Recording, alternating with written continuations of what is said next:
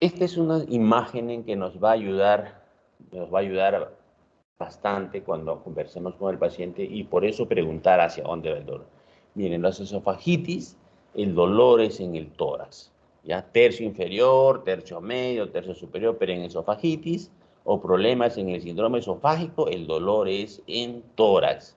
El dolor es en tórax. Obvio que cuando yo encuentro un dolor en tórax, el paciente dice, me duele el tórax, yo lo primero que presiento es que es un problema coronario, ¿no? Así debe ser la mente. Debo de pensar que es un problema coronario. Y por descarte voy diciendo, no es coronario, ¿no? Si no ha tenido una prueba de esfuerzo, digamos, que haya subido escalera, etc. Así que les voy a dar algunos tips. Cuando ustedes vean una cefalea,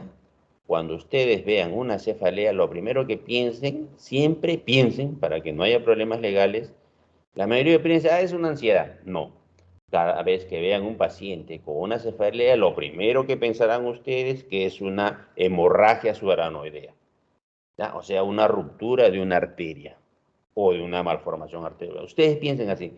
¿Tiene dolor de cabeza? ¿No será una hemorragia subaranoidea? ¿No estará sangrando? Eso es lo que tienen que pensar. ¿Por qué? Porque si ustedes piensan, porque eso lo puede matar. Si ustedes piensan que es una hemorragia subaranoidea, entonces tienen que buscarle signos meningios. Le echarán, le buscarán si hay rigidez de nuca, no hay rigidez, etc. Todos los signos meningios. Si es que es una cefalea intensa, ustedes pensarán inmediatamente que es un paciente que no vaya a ser una hemorragia, ¿no?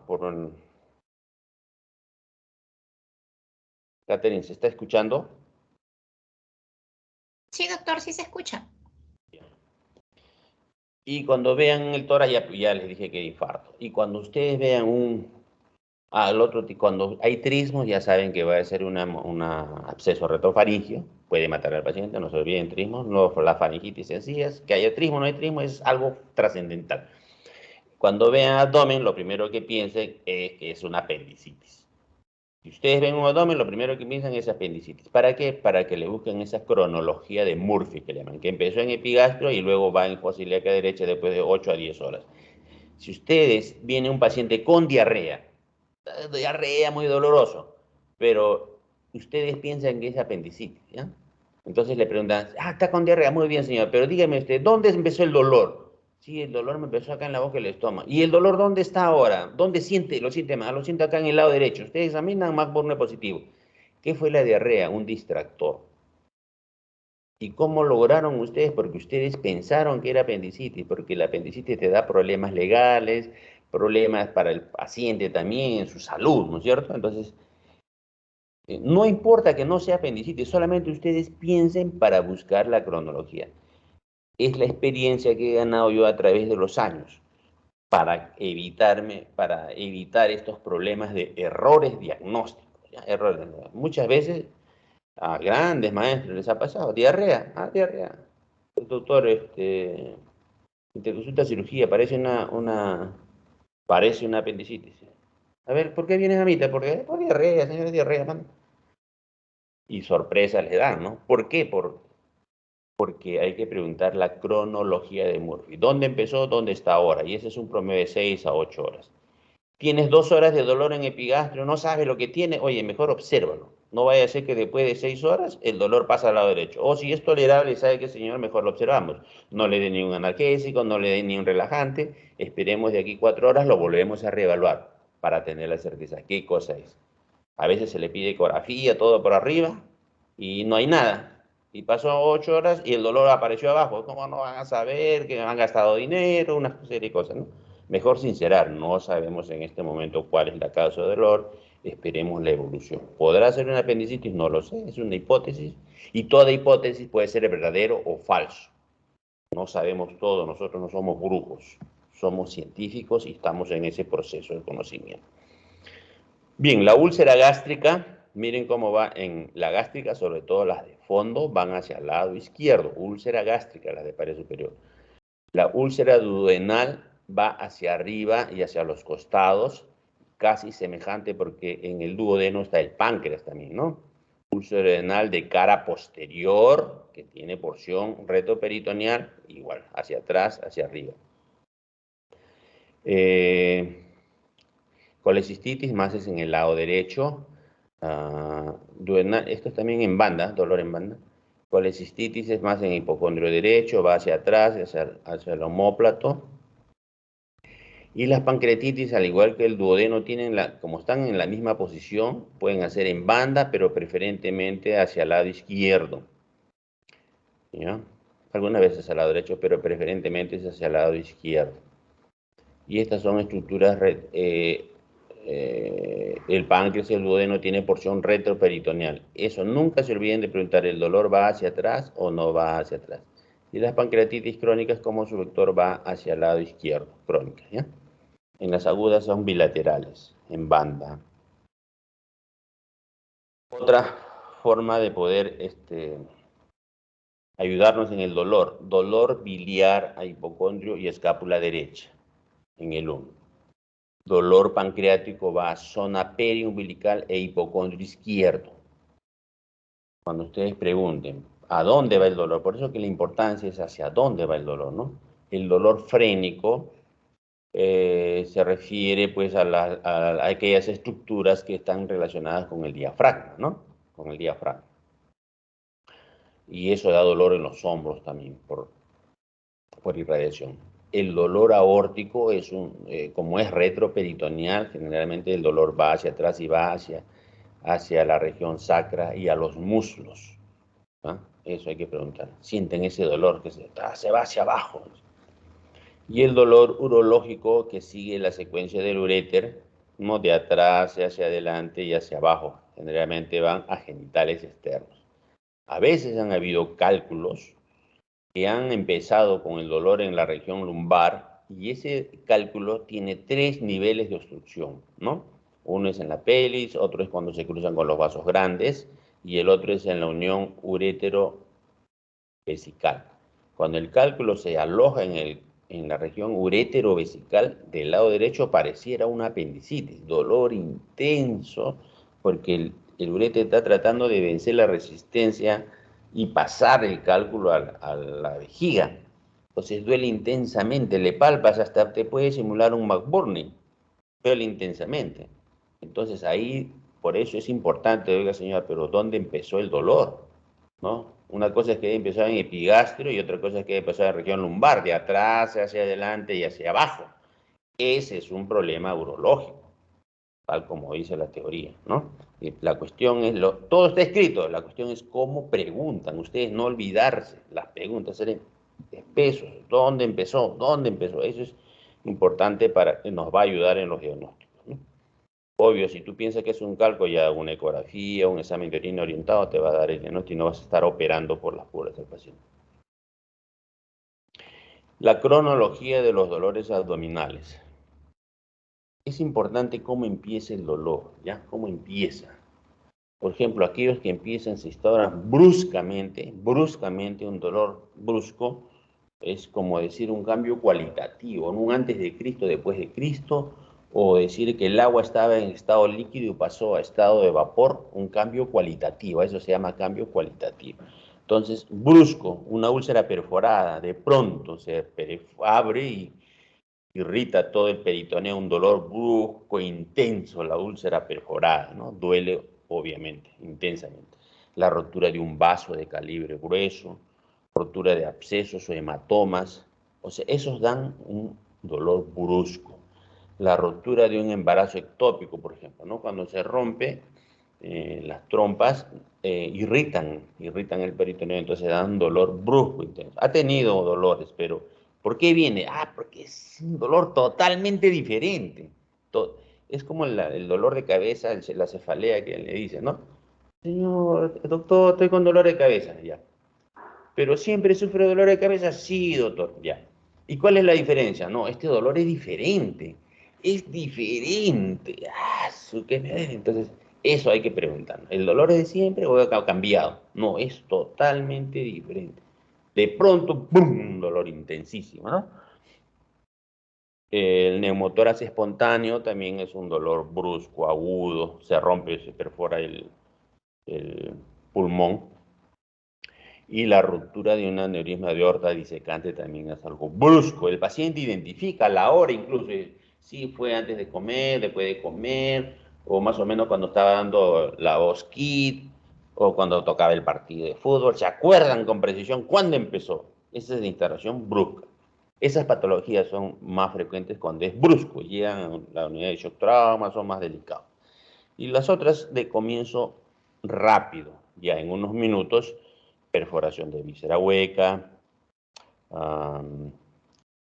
Antes se veía en fiebre tifoidea, por ejemplo, fiebre una semana, 10 días, inespecífico, y de pronto hacen una perforación en el ilion, donde hay bastantes ganglios, se perforaban ahí y llegaban con dolor intenso. Oclusión intestinal alta, pancreatitis, cólico renal, infarto mesentérico, diverticulitis, embarazo ectópico. El embarazo ectópico, una cosa es que esté roto y otra cosa es que no esté roto, por si acaso. Y la apendicitis también, que da dolor poco a poco, es progresivo. No tanto, uno es instantáneo y el otro no es en unos minutos, en realidad son horas. Ahí ha habido un error, ¿ya? Y el desarrollo gradual, miren, desarrollo gradual, apendicitis, hernia estrangulada, oclusión intestinal. Una de los diagnósticos difíciles es, por ejemplo, el dolor de hernia, ¿no? A veces no se encuentra, ya que cuando hay dolores así en específico, buscar hernia inguinal, a veces están ahí, no se examina, no se baja totalmente la truza y se pierde ese diagnóstico. Hay que pensar en las hernias. Y a las hernias también son como los santos, hay que mirarlo de abajo adelante. Lo paras al paciente y miras de abajo si está algo alterado en la simetría. De desarrollo gradual tenemos oclusión intestinal baja, colecistitis, pancreatitis, diverticulitis, perforación de tumor gástrica, etc. Esta imagen es para reforzar lo que les decía en esa clasificación de dolores de tipo de estructura hueca delgadita y de estructura hueca gruesa. La estructura delgadita, ahí tenemos vías biliares, el Wilson, apéndice en sus diferentes posiciones, las trompas y el uréter. Esas son las estructuras que dan cólico, dolor intenso, sostenido. Y el intestino delgado e intestino grueso dan dolores de tipo retorcijón, que van a ser diarrea, gastroenterocolitis, o disentérico, o suboclusión también, suboclusión. Es frecuente la suboclusión o oclusión en aquellos pacientes que han sido operados previamente, donde en la cavidad abdominal se forman adherencias como telas de araña y ahí se dobla el intestino y hacen esos cuadros, ¿no? Entonces, la cirugía es cortar esas adherencias. Entonces, los pacientes que han tenido cirugía o ven una cicatriz, sospechar eso. También ayuda bastante, señor, cuando lo operaron, ¿cuánto tiempo estuvo hospitalizado?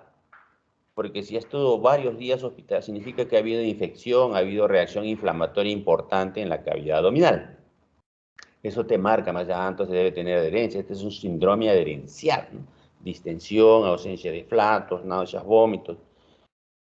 Eso ayuda a hacer los diagnósticos. ¿Cuánto tiempo demoró para operarse? Un apéndice, si se opera en menos de 24 horas, es diferente a un apéndice que se ha operado después de 2 días, 3 días. Hay más proceso inflamatorio, más adherencias internas. Causas de dolor abdominal, dolor por contractura. El dolor en el intestino no duele. Miren, cuando ustedes hacen una endoscopía y queman, literalmente, queman las estructuras, no duele, el paciente no siente dolor. ¿Cuándo siente el paciente dolor? Cuando hay una distensión, o cuando se manifiesta el dolor, cuando hay distensión, cuando las fibras musculares se distienden, es decir, cuando hay un proceso obstructivo, ¿no? Cuando hay un proceso obstructivo se distienden para vencer la resistencia, ahí es donde hay dolor, ahí es cuando viene dolor, entonces ese es el mecanismo. La otra forma de dolor es por inflamación de las serosas, peritoneo, de las, también de las cápsulas por distensión, y la otra es por irritación en el caso de las úlceras pépticas y gastritis, y el otro es dolor por isquemia, el válvulo de estómago. Los dolores por isquemia son bien agudos, intensos, no da mucha manifestación semiológica, pero el dolor es intenso, como un infarto que está generando. Tipo de dolor de úlcera péptica. El dolor es descrito como una sensación de hambre, ardor, quemazón. Esa es la característica del dolor de úlcera. No es ni cólico ni retorcijón, ardor, quemazón, como si fuera hambre. Y el dolor de gastritis lo mismo. Cuando hablan de gastritis significa que el estómago está inflamado. Si tú le das a ese estómago trabajo, o sea, le das comida, entonces si está inflamado, va a doler más. A eso me refería en la clase anterior. Una de sus compañeras dijo que si le aumenta el dolor, la gastritis le calma el dolor con la comida, no, en la gastritis aumenta más bien, ¿no? Porque le haces trabajar a un estómago que está inflamado, a diferencia de las úlceras, que calman. El dolor ulceroso tiene duración limitada, puede ceder rápidamente con la ingesta de alimentos o alcalinos, dependiendo de la intensidad del tamaño. Y en cambio el dolor de las neoplasias es gradativo, prolongado, ¿no? Las úlceras gastrodenales penetradas. Penetradas significan hacia atrás, el dolor es continuo, no por accesos, también se irradian hacia atrás. Las crisis ulcerosas son dolor permanente que no calma con antiácidos. A veces hay crisis, ¿no? Estas crisis cuando son úlceras en cara posterior se hacen confundir con infarto. Yo recuerdo un compañero, estábamos trabajando con dolor intenso y lo llevan a la clínica y le colocan el omeprazol y él siente como que le estuviesen echando agua y refrescando y le pasó el dolor que pensaban que podía ser un infarto, ¿no? Propagación del dolor. La úlcera péptica puede dar manifestaciones por irritación peritoneal. Sí, cuando hay compromiso, cuando hay perforación, puede dar esta irritación peritoneal, ¿no? La propagación hacia el hipocondrio derecho y aún al hombro del mismo lado se observa en las úlceras pilóricas y duodenales. Pilóricas y duodenales hacia el lado derecho, para diferenciar de esta. Las de cara posterior, las úlceras de cara posterior penetran en el páncreas y se va hacia el izquierdo y al dorso. ¿Ya? Cara posterior, hipocondrio izquierdo y dorso. Cara posterior y la anterior hacia el lado derecho. Las úlceras altas también van a cara posterior, las de pequeña curvatura igual. Lado izquierdo. Cara posterior no se ve, dolor de úlcera de cara posterior van hacia el lado izquierdo. ¿Cómo es la relación con las comidas? Existen dos tipos de dolor con ritmo diario, 3 o 4 tiempos que le llaman, ¿ya? Úlcera duodenal, ardor, se levanta con ardor, come, le calma, ardor, come y calma. En la úlcera duodenal. En la úlcera gástrica la diferencia es que ardor, come, calma, ardor y puede calmar espontáneamente. En cambio la duodenal necesita comer para calmar.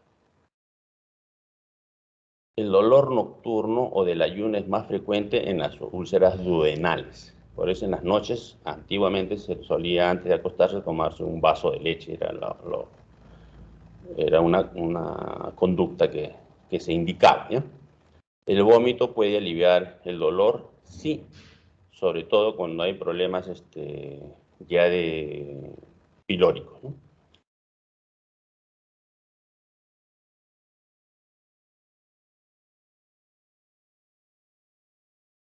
Cuando el dolor no tiene relación con las comidas, no encuentran esa relación, hay que sospechar en neoplasias gástricas, que también dan ulceraciones a veces. Y cuando el dolor es duodeno, complicado, con penetración, esos sí son dolores agudos, ¿no? Con reacción peritoneal. Bueno, aquí hablamos de la... ya. Las úlceras pépticas durante el año también tienen una periodicidad. En el año hay meses que son más estresantes, en que hay más manifestación de esta enfermedad.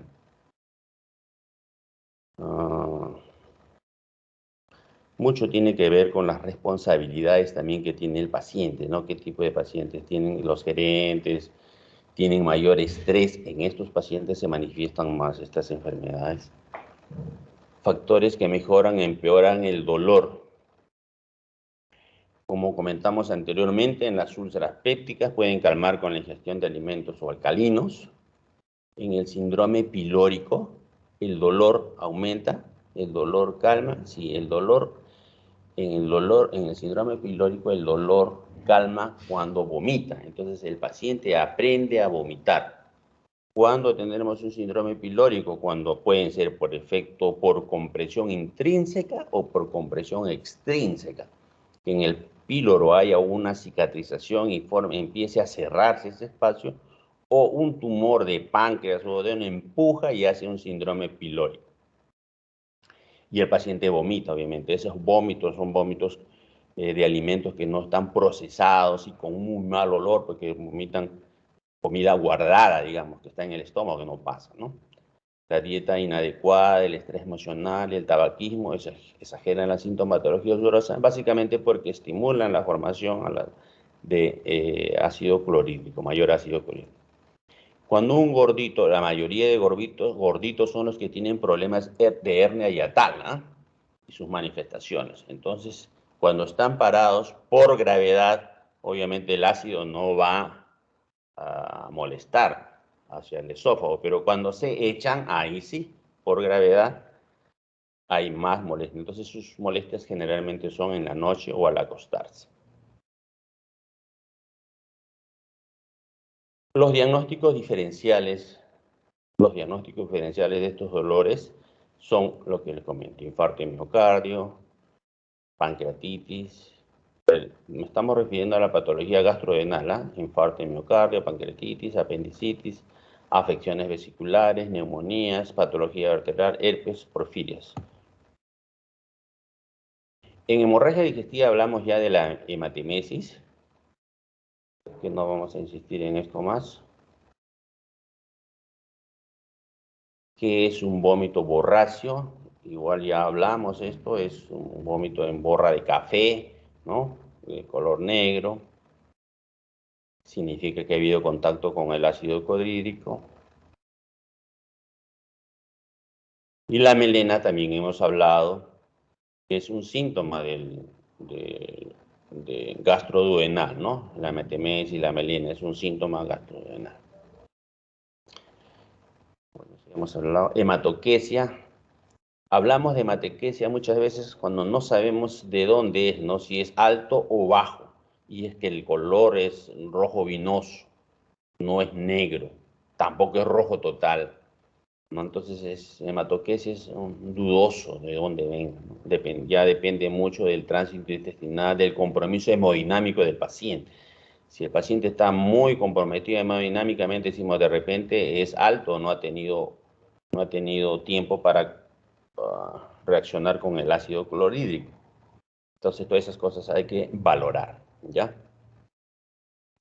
Náuseas, bueno, la náusea también es un síntoma gastrodenal, es una experiencia desagradable, da una especie de reflejo vagal, ¿ya? Palidez, diaforesis, cuando tienes náuseas. Se utiliza mucho para bajar la frecuencia cardíaca cuando hay taquicardia, se busca las náuseas y el vómito. Aquí hay algo importante, que cuando en el vómito, ¿ya? Cuando hay vómito, ¿qué es el vómito? Alguna vez les van a preguntar.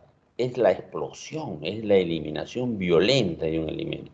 Pero para que se produzca esta eliminación tiene que haber una contracción también violenta de músculos.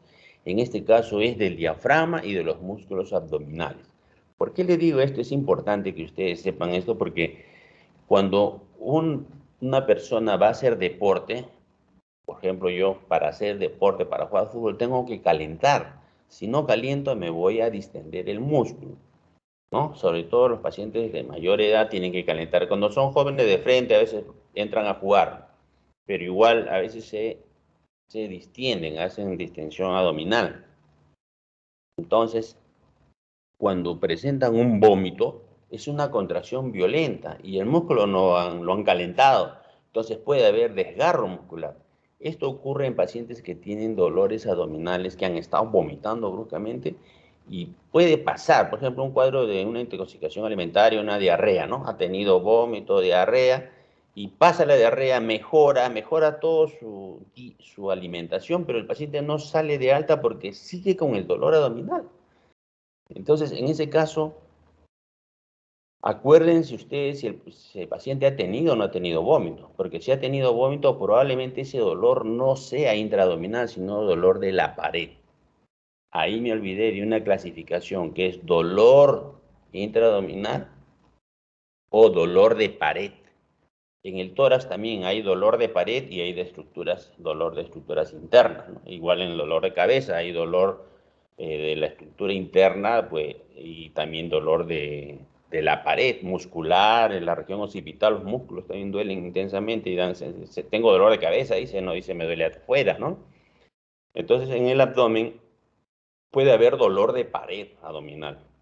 ¿Y cómo examinan? Ustedes lo echan y le hacen hacer abdominales, como cuando quieren formar los coquitos. Al hacer abdominales, ahí en ese momento buscan el dolor, recorren los rectos de arriba hacia abajo y ustedes van a encontrar dolor. Lo otro es que se eche y ustedes palpan el recto, por ejemplo, el izquierdo, el músculo, y inmediatamente dice, levante, haga abdominales. Y en ese momento que está haciendo abdominales, ¡ay! Dice, siente el dolor. Ustedes están examinando, cuando hace un abdominal el paciente, están examinando la pared abdominal, no están examinando adentro.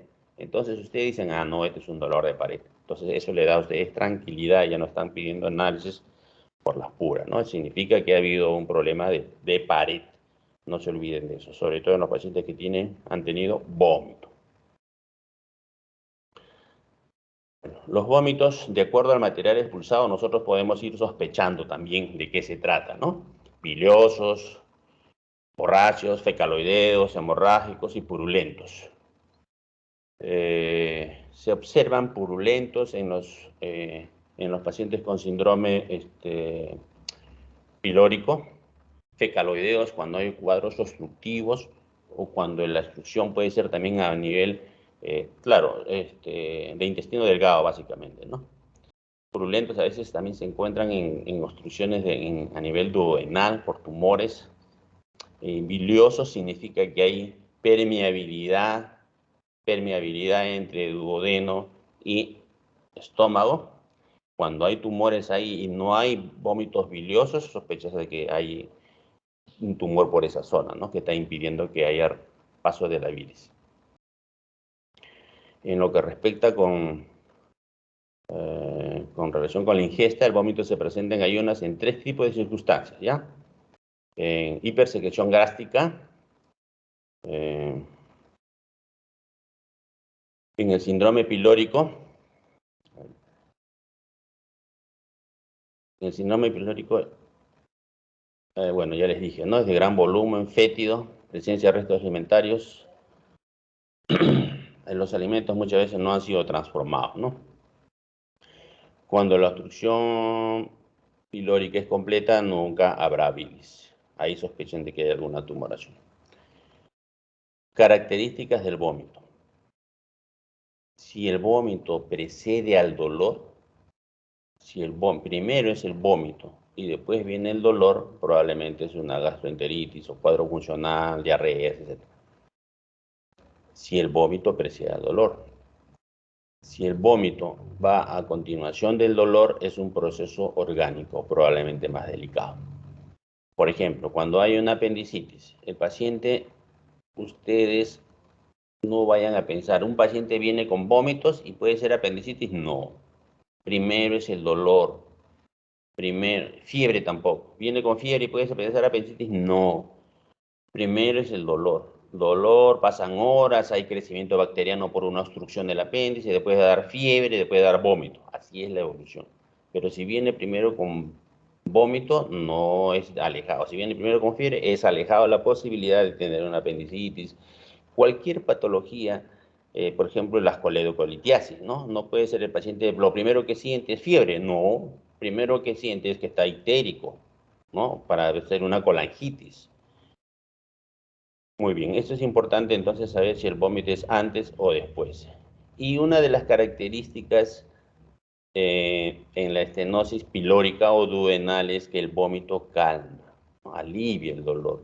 porque ya no trabaja. Es lo que le decía yo en la clase anterior, en el poema que puse. Bueno, es un poema que puse ahí cuando refería que coma con tranquilidad, como cuando un proceso pilórico, paciente con proceso pilórico vomita, ¿no? Se queda en calma, en paz al vomitar. Olor y sabor, agrio, ácido, es típico cuando hay mucha secreción ácida. Insípido, cuando no hay acidez gástrica, esos más son oncológicos. Fecaloideo, cuando hay obstrucción. Pútrido, cuando hay retención gástrica, el síndrome pilórico. Y amargo, cuando tiene gran cantidad de bilis. Amargo cuando es bilis, ¿ya? Cuando hay bilis es amargo. La bilis es alcalina. Cronología. Típico en las mujeres gestantes, el vómito es por las mañanas, ¿no? Matutinos. Es la causa, bueno, uno sospecha de embarazo cuando los pacientes tienen náuseas matutinas, es frecuente. O cuando hay abuso de alcohol, tabacos, al día siguiente están con náuseas, uremia e hipertensión endocraniana. Postprandial precoz, comen y casi inmediatamente las comidas, hay pacientes que quieren, mujeres que quieren adelgazar, ¿no? Algunos pacientes neuróticos, gastritis y úlcera péptica, 1 a 4 horas después de la ingesta. Postprandial tardío o retencionista, eso generalmente te orientan a estenosis pilórica, ¿no? Pirosis. ¿Qué es la pirosis? Es una sensación de ardor o quemazón en la región torácica, ¿no? En dirección hacia la boca, hacia arriba, esternón.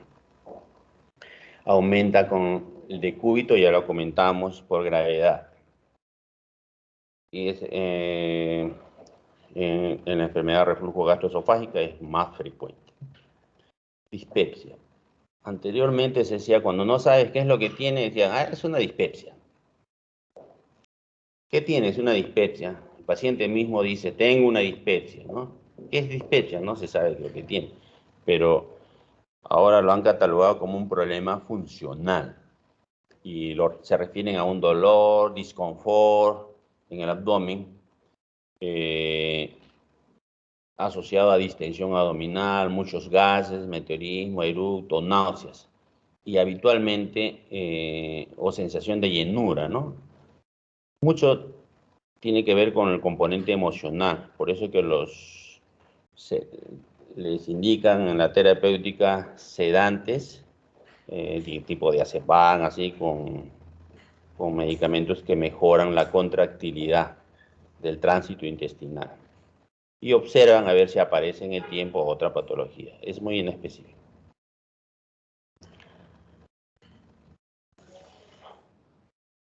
Halitosis o mal aliento es un síntoma inespecífico, ¿no? Pero si tú sientes que el paciente tiene halitosis, hazte sospechar que debe haber algo que está mal. Tenemos en el esófago, por ejemplo, los divertículos de Zenker, que se acumulan comida varios días y eso da un mal olor. Aparte del dentario, ¿no? Igual en el estómago, los pilóricos también. Hablan y se siente ese mal olor. Entonces, las halitosis nos llevan a sospechar que hay problemas a nivel no solamente digestivo, sino en el aparato respiratorio. Síndrome pilórico. Causas del síndrome pilórico. Úlceras pépticas, duodenales o pilóricas. Estas en su proceso de cicatrización se van cerrando. El cáncer gástrico por compresión intrínseca no deja pasar. La hipertrofia del píloro, acuérdense, en los niñitos a los 21 días aparece un crecimiento pilórico, hay que operarlo inmediatamente en los bebés. Cáncer de cabeza de páncreas por compresión extrínseca, comprimen la zona del píloro o duodeno. Perivisceritis plástica prepilórica, fístula colecistoduodenal o cálculo enclavado. Espasmo pilórico de origen reflejo que al agregarse a la lesión orgánica agrava la obstrucción. Bueno, el síndrome, ustedes lo que tienen que identificar en el síndrome pilórico, estos son diagnósticos diferenciales que se van a hacer ya con la endoscopía o con la tomografía, pero ustedes tienen que diagnosticar el síndrome pilórico, ¿no? Que se caracteriza fundamentalmente por dolor. Sienten como incluso ustedes pueden ver en la pared que repta y que el paciente refiere vomitar, y cuando vomita, vomita un alimento no procesado de mal olor, y que el calma, paradójicamente calma inmediatamente después que vomita, calma ese dolor. A eso se refieren con el síndrome pilórico, y con eso ya hacen los diagnósticos diferenciales de úlcera, cáncer, etcétera, etcétera. ¿Y cómo es el dolor entonces? Es insidioso, gradativo, epigástrico, sin propagación, postprandial, calma con el vómito, ¿no? Calma con el vómito. Eso es lo característico. El paciente tiene miedo a comer, bajan de peso por eso, ¿no? El dolor cólico, ya les hablé del cólico y retorcijón. Esta estructura más da dolores de tipo retorcijón. Es un dolor de lucha. Trata de vencer la resistencia para que pasen los alimentos, finalmente se agotan o vomitan. Entonces el paciente tiene dolor, náuseas y vómitos. Los vómitos son malolientes, ¿no? Eructos. En el examen físico encontraremos un paciente que está adelgazado, deshidratado, muchas veces tienen la lengua seca, hiperventilan. La acidosis metabólica es una característica, ojo, la acidosis metabólica se da en aquellos pacientes que no están orinando, no se eliminan los ácidos a través de la orina, que es por falla ya renal. Y la acidosis metabólica, como no elimina el riñón, lo eliminamos a través de la vía aérea, como CO2 con agua. Entonces se elimina en forma de vapor el hidrógeno para disminuir la acidosis metabólica. Entonces el paciente hiperventila, comienza a respirar más rápido. ¿Para qué? Para botar el ácido. Y muchas veces los pacientes pueden llegar con insuficiencia respiratoria, falla respiratoria, pero el problema no es que el pulmón esté mal. Al contrario, el pulmón está trabajando apuradamente para eliminar estos ácidos y disminuir la acidosis metabólica. Entonces, cuando vean con un paciente con insuficiencia respiratoria, también no solamente piensen que es un problema respiratorio o cardíaco, también puede ser un problema metabólico de acidosis metabólica, que da, muchas veces entra al paciente insuficiencia respiratoria, y en realidad no era insuficiencia respiratoria, ¿no? Sino era un problema de acidosis metabólica. En el examen físico les comenté, hay ondas peristálticas, estamos hablando del síndrome pilórico, contracción intermitente, masa tumoral, a veces se palpa. Si encuentras masa tumoral, con seguridad también encuentras ganglio de Virchow, ¿no? En la supraclavicular izquierda. Distensión epigástrica, bazuqueo. El bazuqueo, tú pones el estetoscopio en el epigastrio y le mueves la cadera y ahí suena, pum, pum, pum, líquido. Esto ya hemos hablado. Bueno, eso sería lo que corresponde al gastroduodenal. Entonces, ¿cuáles son las patologías? Uno que tienen que aprenderse es el síndrome pilórico. Ya sabemos cómo es un síndrome pilórico. Tenemos que saber cómo es el problema de la úlcera duodenal y cómo es el problema de la úlcera gástrica, sus características, la irradiación del dolor, el tipo de dolor. Hemos aprendido la clasificación del dolor. Un dolor debe ser intraabdominal o de pared, eso es lo que no les comenté. Un dolor es de víscera hueca delgadita o víscera hueca gruesa. Un dolor puede ser intraperitoneal o retroperitoneal. Un dolor puede ser de origen abdominal o no abdominal. Yo creo que esas cosas hay que tenerlos bien claros para para el manejo de nuestros pacientes, ¿ya? Y en el proceso del conocimiento, saber que el examen físico es una parte, una forma de buscar las evidencias de lo que estamos pensando. Así tienen que no vayan a examinar a un paciente si no saben lo que tiene. Es pérdida de tiempo.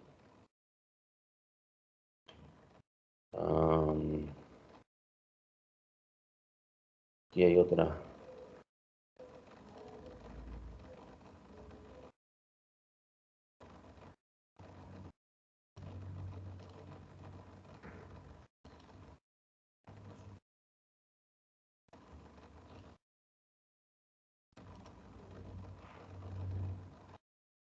¿Se observa la lámina, el PPT de páncreas? Sí, doctor. Se vayan a dormir, ¿ah? Sí, se observa, doctor. Ya.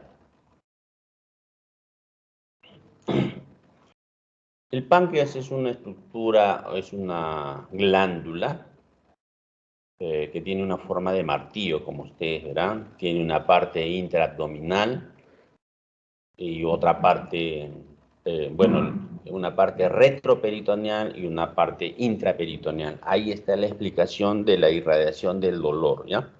La cabeza del páncreas en el marco duodenal es retroperitoneal y la cola que está en relación con el vaso es de carácter intraperitoneal. A todo lo largo de esto ven ustedes que hay un conducto principal que es el conducto de Wilson y también hay un conducto accesorio. Esa, la explicación de eso es porque el páncreas en la edad embrional hay dos páncreas y esos se unen, cada páncreas con su conducto, al unirse forman el conducto accesorio. ¿Ya? Muy bien. El páncreas es una glándula mixta, ¿no? Secreción endocrina, que estudian los endocrinólogos, y la exocrina, que nos va a interesar a nosotros. ¿Por qué? Porque forma el jugo pancreático.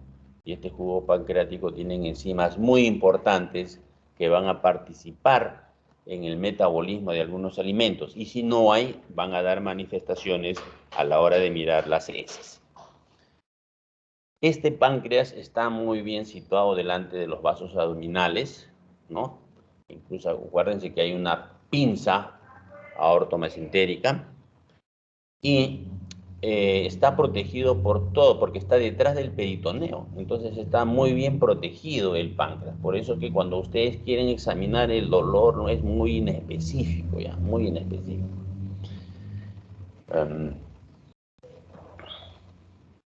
El páncreas bueno, tiene un sistema ductal pancreático principal, como decía, que es el Wilson, y el Santorini es el accesorio.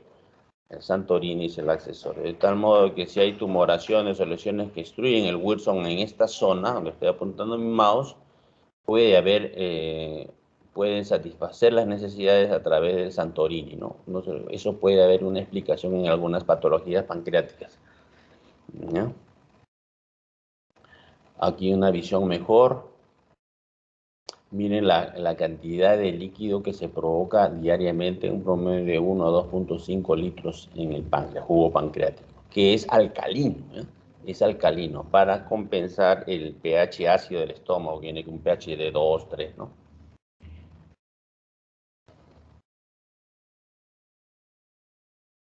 ¿Cuáles son las funciones del páncreas? Estas son las endocrinas, gastrina, insulina, glucagón. De esta la que nos interesa es la gastrina. La gastrina, en la misma pared abdominal hay secreción de gastrina, en el duodeno también y en el páncreas también hay gastrina. Esto estimula a las células G.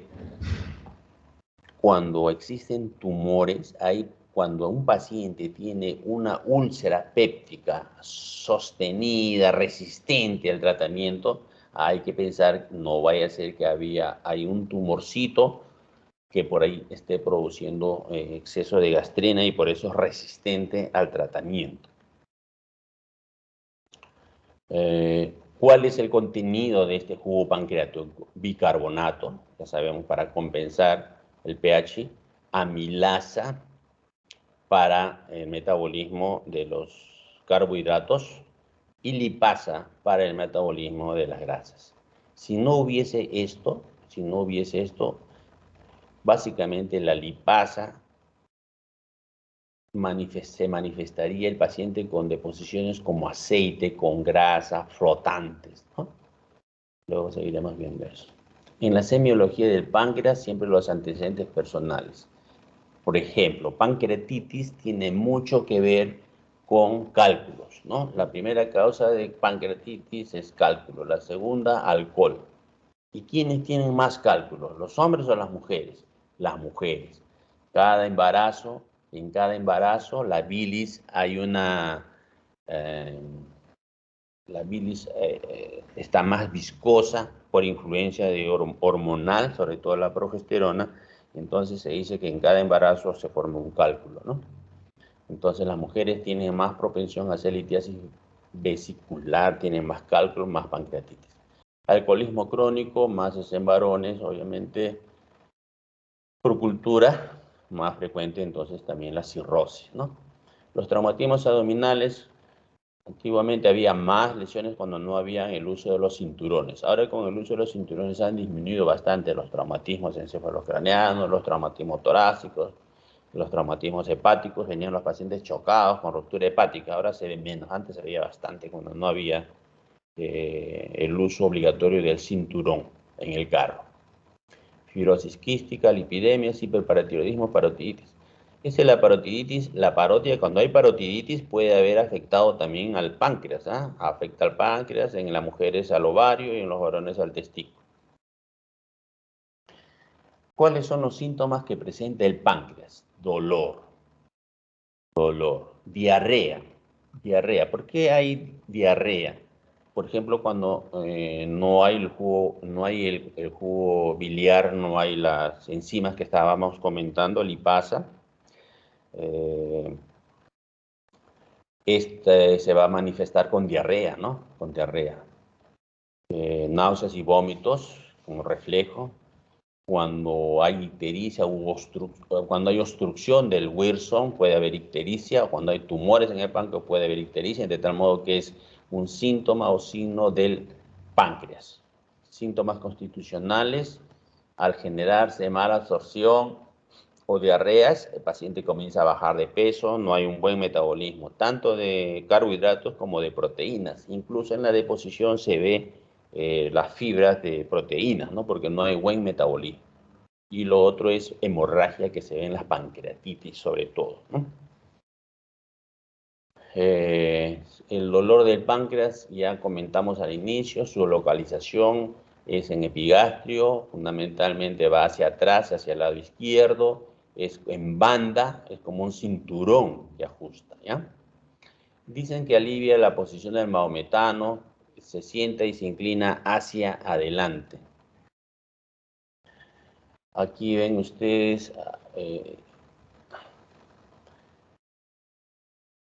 el dolor del páncreas.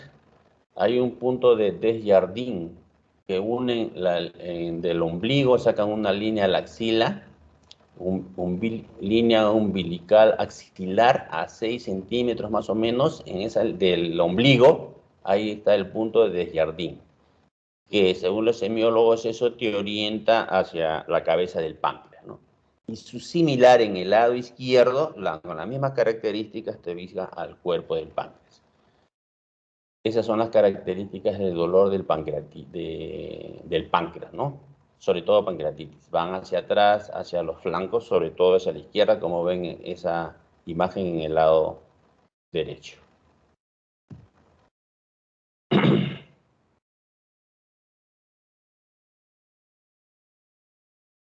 Esta es otra forma de manifestación del dolor en el páncreas y cómo va hacia el lado izquierdo, hacia atrás.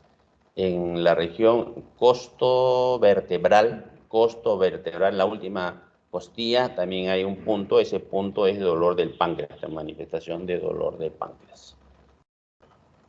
Síntomas principales, hablamos de diarreas que son, ¿cómo son las diarreas? ¿Cómo es la diarrea, no? No es diarreas, por si acaso, no es diarrea. El término diarrea es un término plural. No se dice diarreas, sino se dice diarrea. Cuando hablas de diarrea estás hablando de varias deposiciones, ¿ya? Entonces hay que tener en consideración. Son pastosas con restos alimentarios. Pastosas con restos alimentarios. Creatorrea de creatinina se refiere a la eliminación de proteínas, fibras. No metabolizan las proteínas. Entonces ven hilos de carne, digamos, en las heces. Y la esteatorrea se refiere a la grasa, aceite, flota, literal. Doctor, estoy haciendo deposiciones como aceite, me dice la paciente, ¿no? Tiene un tumor en el páncreas y estaba haciendo así. Por esa esteatorrea que se dijo que debe ser de páncreas y salió que ahora lo van a operar esta paciente. Náuseas y vómitos. Bueno, también te da náuseas y vómitos el páncreas. El náuseas y vómitos da en todos, ¿no? Es muy inespecífico. Ictericia es otro signo que se presenta en el paciente, que es básicamente por compresión.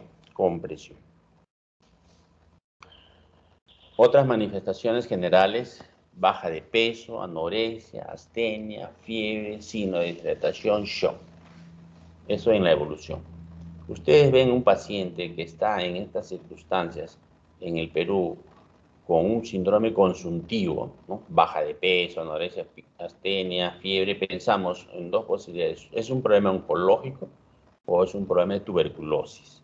En el Perú tenemos que pensar así: no va a ser que tenga tuberculosis, ir buscando. A veces una radiografía de tórax nos ayuda bastante, ¿no? Si tú piensas que tiene un dolor abdominal, ¿no? Y te piensas que puede ser una tuberculosis, te pides una plaquita de tórax, porque esa es el principal foco.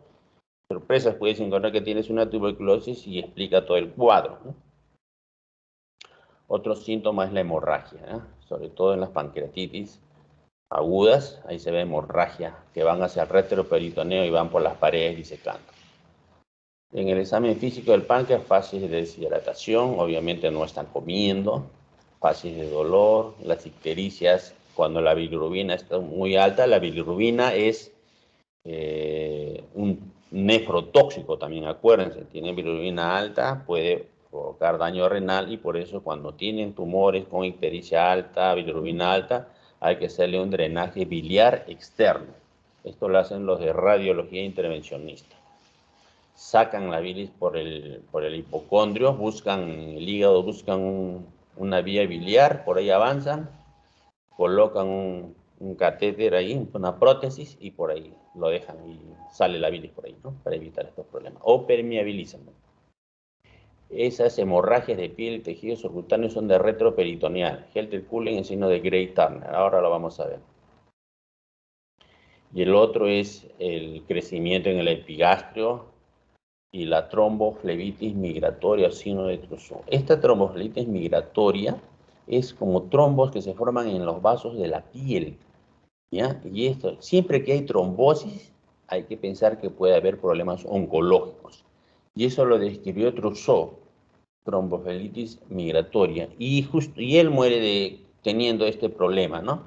Pero fue de cáncer de estómago. No es patognomónico del cáncer de páncreas, sino es de cualquier proceso oncológico que provocan estas tromboflebitis migratorias, signo de Trousseau. Aquí está el signo de Kuhlen alrededor del ombligo y el de Gray-Turner en la región, los flancos. Ambas son hemorragia retroperitoneal, ¿no? Que ha disecado los planos. Para expresar esto, que la pancreatitis puede ser, en este caso es por una pancreatitis, puede ser una pancreatitis leve, y también puede haber pancreatitis severas, ¿no? Pancreatitis severa. Y entonces nosotros tenemos que prevenir esto, porque esto significa riesgo de muerte y también costos económicos. Si los pacientes tienen cálculos y los cálculos son muy pequeñitos, pueden pasar por el colédoco, esos pacientes deben ser priorizados en su cirugía.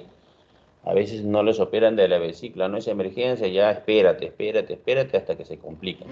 Y aquellos pacientes que ya han hecho pancreatitis, esos pacientes con mayor razón no deben de ser, debe priorizarse y operarse pronto, porque esos cálculos que tienen en la vesícula están migrando, son microcálculos y hacen pancreatitis. Entonces, la justificación de una colecistitis crónica, regularizada o no regularizada, la justificación, se justifica la priorización cuando los pacientes hacen pancreatitis, porque si no van a hacer nuevamente y van a ver estos signos que son de gravedad, ¿no? A esto se refiere la tromboflebitis superficial migratoria, que lo describió Trousseau en la piel. Son trombos en venas superficiales.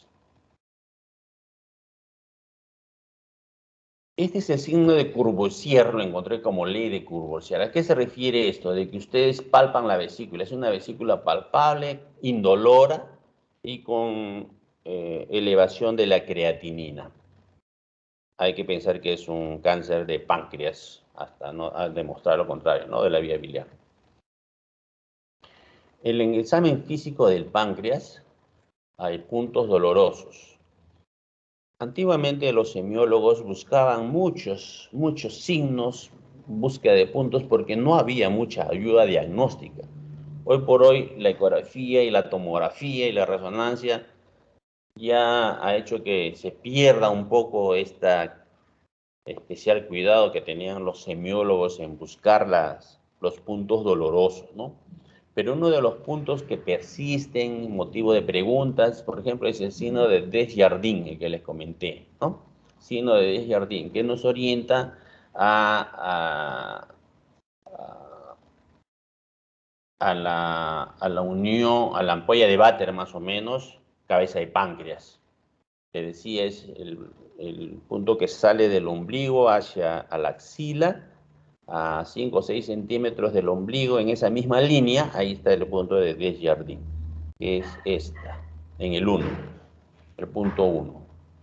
Línea umbilical axilar, saliendo del ombligo a 5 o 6 centímetros, este es el punto de Desjardins. Está la cabeza del páncreas, ahí está la ampolla de Vater. Y en su similar contrario 3 es el cuerpo del páncreas. Y esta es la región posterior que decía costo vertebral. También encuentras, ahí estás encontrando, examinando el páncreas cuando hay dolor. En la percusión, sobre todo si el paciente tiene ascitis, vamos a encontrar matidez desplazable.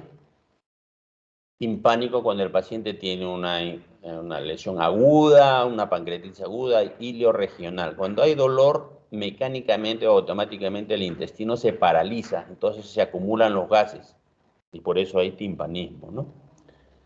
También en pancreatitis aguda hay derrame pleural, entonces ustedes percuten el espacio de Traube y van a encontrar matidez, ¿no? Matidez. En la auscultación, habitualmente yo siempre escucho en ausculto buscando si hay soplo en pacientes hipertensos para ver si en la arteria renal me transmite un soplo. Otro soplo que también puedes escuchar es el soplo de la arteria mesentérica. ¿Y qué pasa? Que en esa pinza ortomesentérica, cuando hay un tumor en el páncreas, ese tumor puede comprimir la arteria. Entonces va a generar un soplo y tú lo encuentras, y tú como es retroperitoneal, directamente no lo encuentras en el lado izquierdo, en el hipocondrio izquierdo. Pones el estetoscopio y suena, y está el soplo, ¿no? Ese le llaman signo de cerebro, con S, signo de cerebro. Ese soplito te está indicando de que hay compresión de la arteria, ¿no? Por una tumoración probablemente. Así es que no se olviden de auscultar. Abdomen habitualmente no se ausculta, pero yo 3 cosas creo que hay que auscultar. O 2 cosas. Uno es este soplo de la mesentérica y el otro es el soplo de las arterias renales, que puedes hacerlo por delante o por detrás para escuchar las arterias renales.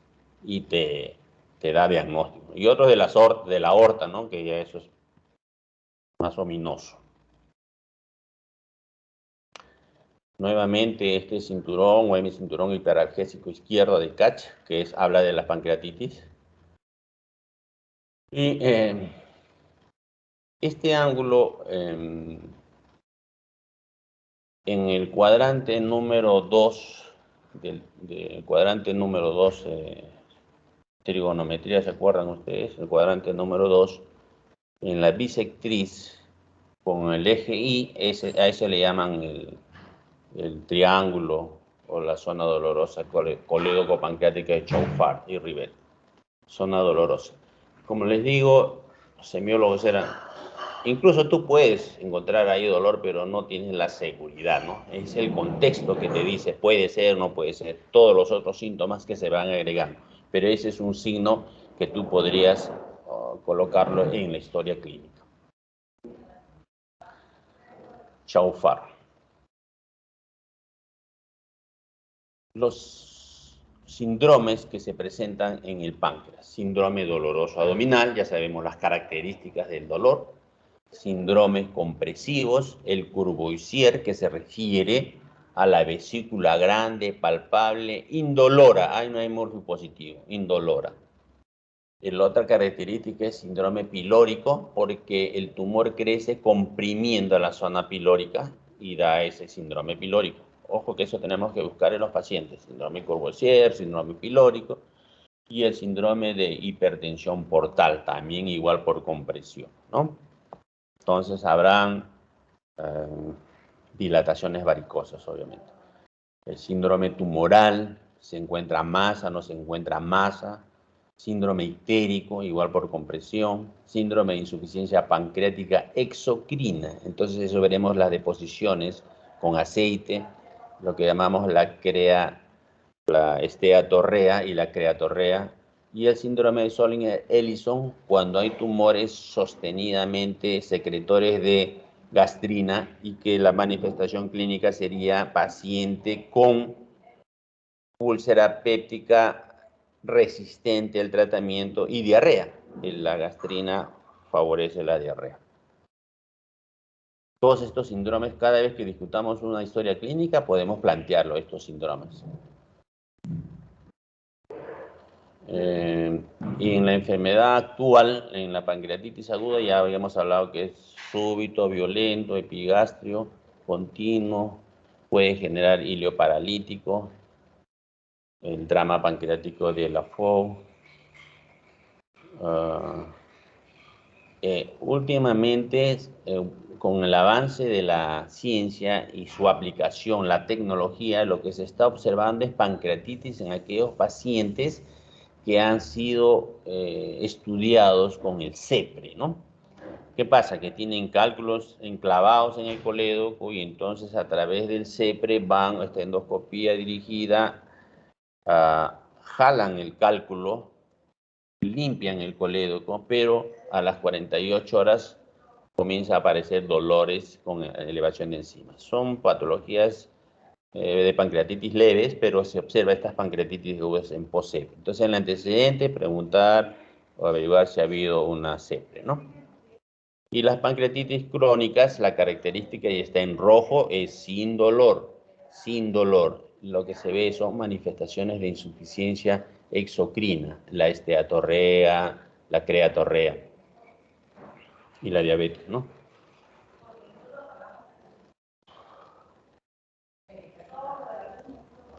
Aquí, miren, en el cáncer de páncreas el 87% es localización cefálica. Y ahí es donde pueden dar todos los síndromes anteriores que hemos hablado, por la localización. El dolor puede ser de epigastrio. Los dolores, no es, en medicina no es matemático. Un ratito, por favor. Un ratito, ¿ya? Un ratito.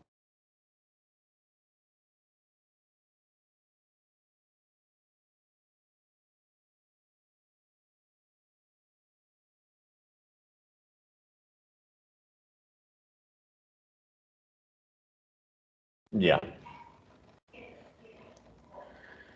Les comentaba.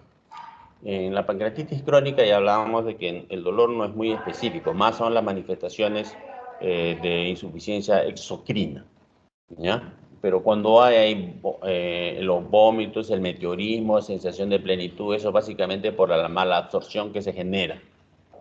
Y en el caso del cáncer de páncreas, la cabeza de páncreas es la que está más comprometida. Dolor en epigastrio de intensidad variable, que habitualmente se va hacia atrás, porque es una estructura retroperitoneal. Siempre hay que preguntar, ¿se va hacia atrás o no se va hacia atrás? Se va hacia atrás, eso hay que tenerlo claro. Algunas veces el retroperitoneo es un campo muy amplio, el retroperitoneo. Va desde el diafragma hasta el piso de la pelvis. Entonces, cuando crece un tumor, muchas veces no comprime, crece y crece. ¿Cuándo nos damos cuenta? Cuando el paciente dice, doctor, ya tengo calambre en la pierna, tengo debilidad en las piernas, no puedo caminar. Entonces ya es el tumor inmenso, está comprimiendo estructuras nerviosas. Y ese es un problema retroperitoneo cuando no está asociado a estructuras intraabdominales, ¿no? Cuando es puramente retroperitoneal. ese síndrome retroperitoneal tienen que tenerlo ustedes, que no se les pase. Mucha gente que está tratado con lumbalgia, y al final ha sido un tumor. Y cuando se dan cuenta, cuando ya no puede orinar, cuando tiene problemas para defecar, cuando ya pasa como corriente hacia los miembros inferiores, cuando hay debilidad o fuerza, entonces ya se nos pasó el diagnóstico, por no pensar en problemas retroperitoneales, que no son frecuentes, pero que cuando hay marcan un cambio en la salud del paciente, ¿no? Bueno, el cáncer de páncreas entonces da dolores en epigastrio, paroxísticos, dolores cólicos. Cólicos sobre todo cuando afectan el conducto de Wilson, ¿no? El conducto de Wilson, si no son dolor tipo PCD cuando están en el parénquima. Litiasis pancreática, cólicos pancreáticos de aparición postprandial con irradiación al hipocondrio izquierdo, a lo largo del reborde costal hasta alcanzar la escápula del ángulo costolumbar. Con esto ya estamos casi repitiendo, ¿no?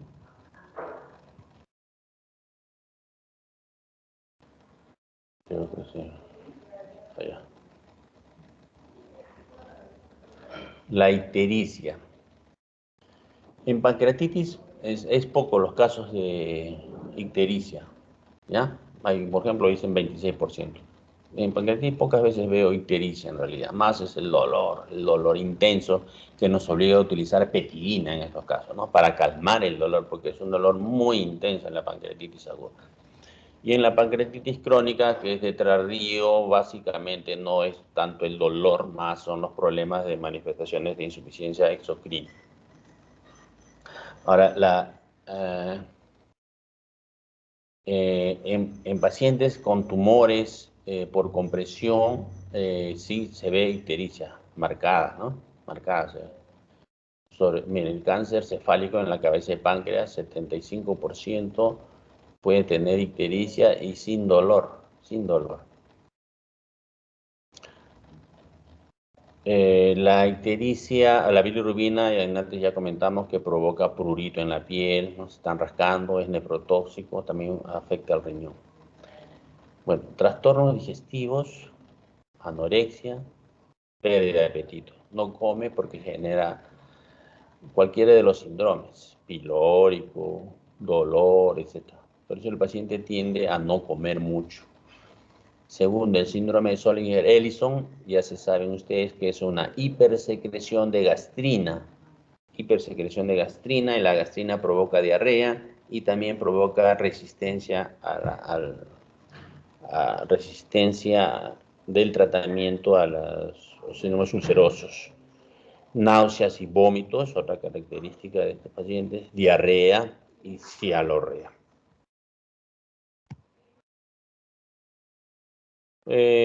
Pacientes con pancreatitis aguda puede haber edema, derrame pleural, ascitis, ¿no? En la pancreatitis aguda hay una hiperpermeabilidad capilar y por eso hay pérdida de líquido a través de la pared generando edema, igual el mismo fundamento en derrame pleural y ascitis. En la pancreatitis crónica más se observa pseudoquistes. En algunos pacientes con pancreatitis aguda que pasan a pancreatitis crónica, como este caso, pseudoquistes, se encuentran verdaderas masas ahí que crecen y crecen, ¿no? Que se operan. Ahora los de radiología intervencionista también a través de sus catéteres pueden drenarlo.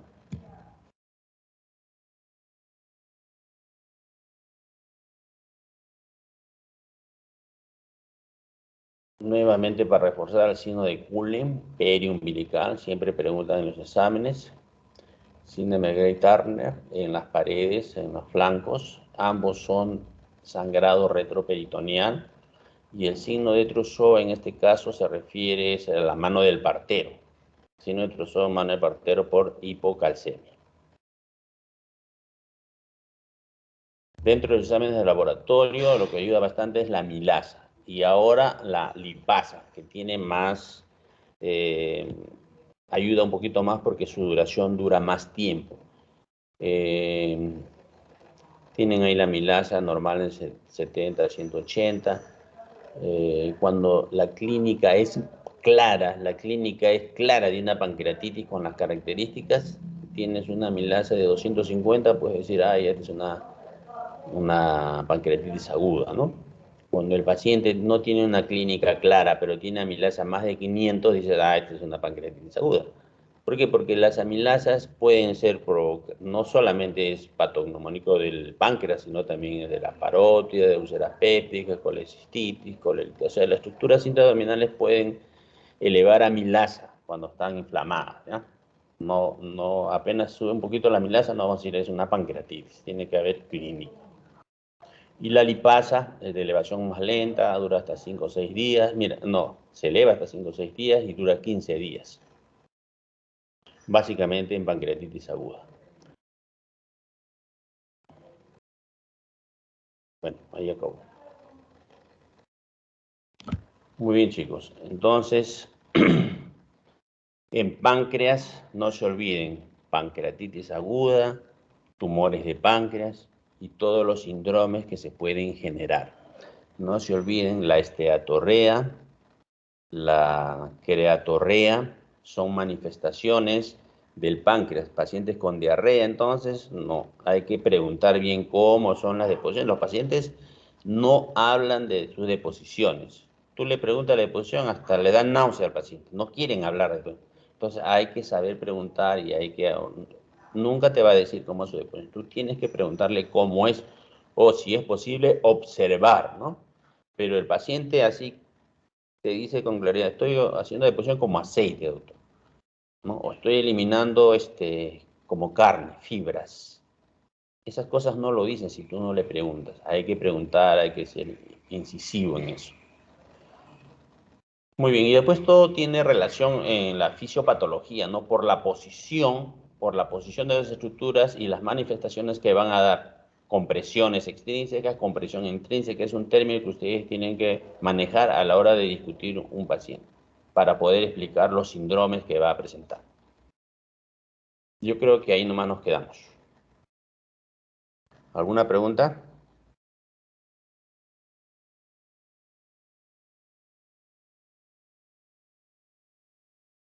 Chicos, ¿estarán cansados? ¿Cuándo es el examen? Catherine. El día 25, doctor, si no me equivoco. Ya.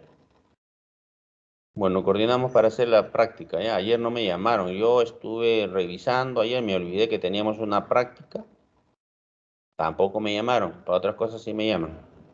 Si me hubiesen llamado, estaba con el teléfono acostado, me daba cuenta. Seguro Doctor, que tenía... ¿Ah? el delegado... No, sí, nos reunimos, incluso había una reunión programada para las 9 y estábamos conectados. Pensamos que a las 7:30 no podía, entonces, como Ya. estaba programada para las 9, nos reunimos a las 9 y el delegado le escribió, Sí, pero no le mira, mi contestó. celular estaba a mi costado, pero no me he dado cuenta, he estado trabajándole. Y, por eso les digo, pero a otra cosa sí me llaman. Si me hubiesen llamado, sí, rápido me daba cuenta. Que no soy tan tecnológico como ustedes, pues ustedes están alerta al WhatsApp. Bueno, me comunican para ver lo de la práctica, ¿ya? Ya, doctor, Listo. Bueno, Johan lo cuídate vaya. entonces. Ok, Ya, muchas gracias, doctor. hasta luego. Gracias, Tenga doctor. buen día.